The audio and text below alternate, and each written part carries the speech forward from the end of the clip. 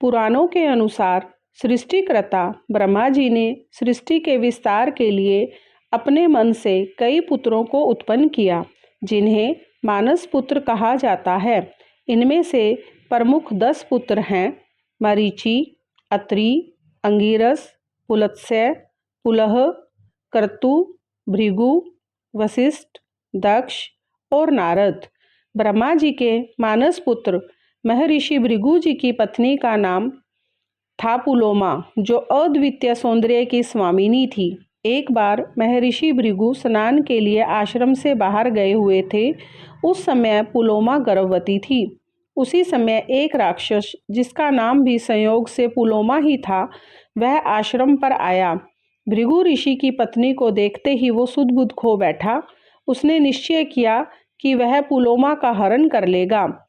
उधर उसके निश्चय से अनभिज्ञ पुलोमा ने उसे अतिथि मानकर उसका स्वागत किया और उसे भोजन दिया।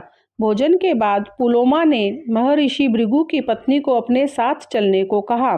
उसने कहा कि बचपन में ही उसने पत्नी के रूप में उसका वरण कर लिया था।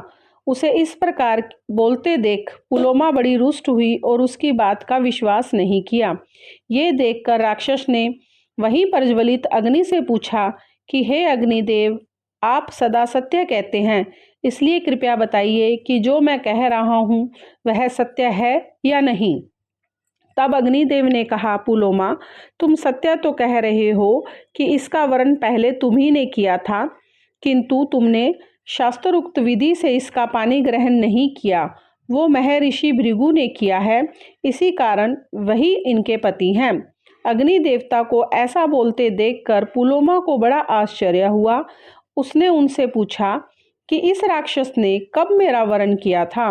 तब अग्निदेव ने उसे एक कथा बताई कि एक बार बचपन में जब वह रो रही थी तो उसके पिता ने परिहास में ही उसे डराने के लिए कहा था कि हे राक्षस, तू इसे पकड़ ले।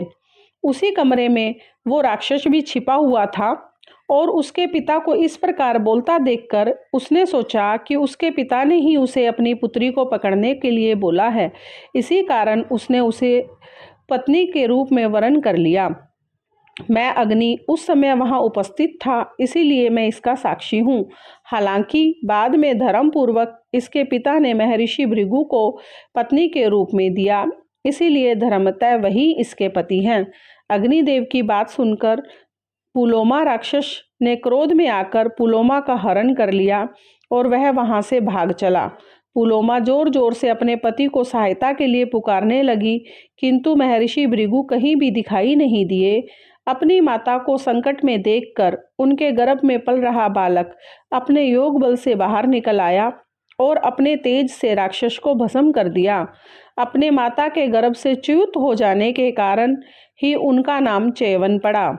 तब अपने पुत्र को लेकर पुलोमा रोती हुई अपने ससुर परमपिता ब्रह्मा जी के पास गई। उसे रोता देखकर ब्रह्मा जी ने उन्हें सांत्वना दी, किंतु उससे भी पुलोमा का रोना नहीं रुका।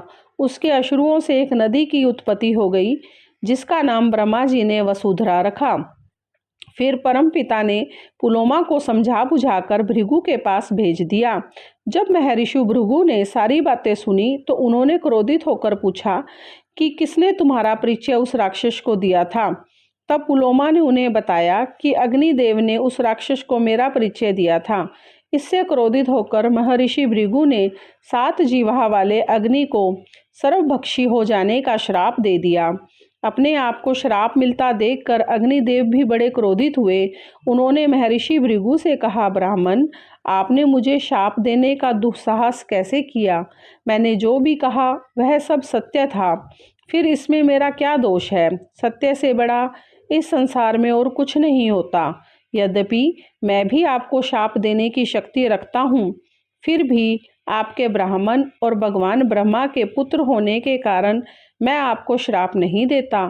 किंतु क्या आपको नहीं पता था कि मनुष्य जो भी यज्ञ आदि करते हैं उसमें देवताओं को अर्पित सारा हविष्य मेरे ही मुख से होकर देवताओं तक पहुँचता है। अब जब आपने मुझे सर्वभक्षी होने का श्राप दे दिया तो फिर मैं कैसे उन पवित्र हविष्यों को ग्रहण कर सकता हूँ?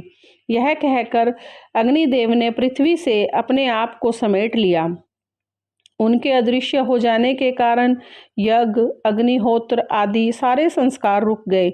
इससे घबराकर सभी ऋषि मुनि देवता ब्रह्मा जी के पास गए और उन्होंने उनसे सारी बातें कह सुनाई। यह सुनकर ब्रह्मा जी ने अग्निदेव को बुलाया और प्रेम पूर्वक समझाते हुए कहा, चराचर जगत को पवित्र करने वाले अग्नि, यदि तुम इस संसार से लोप हो जाओगे तो फिर सारा जगत ही रुक जाएगा। मैं तुम्हें वरदान देता हूँ कि भृगु के श्राप के कारण सर्वभक्षी होने के बाद भी केवल तुम्हारी अपना देश की ज्वालाएं ही सर्वभक्षी होंगी। तुम सदैव पवित्र ही माने जाओगे। ब्रह्मा जी के इस प्रकार समझाने के बाद अग्निदेव संतुष्ट हुए और पुनः पृथ्वी पर प्रकट हुए।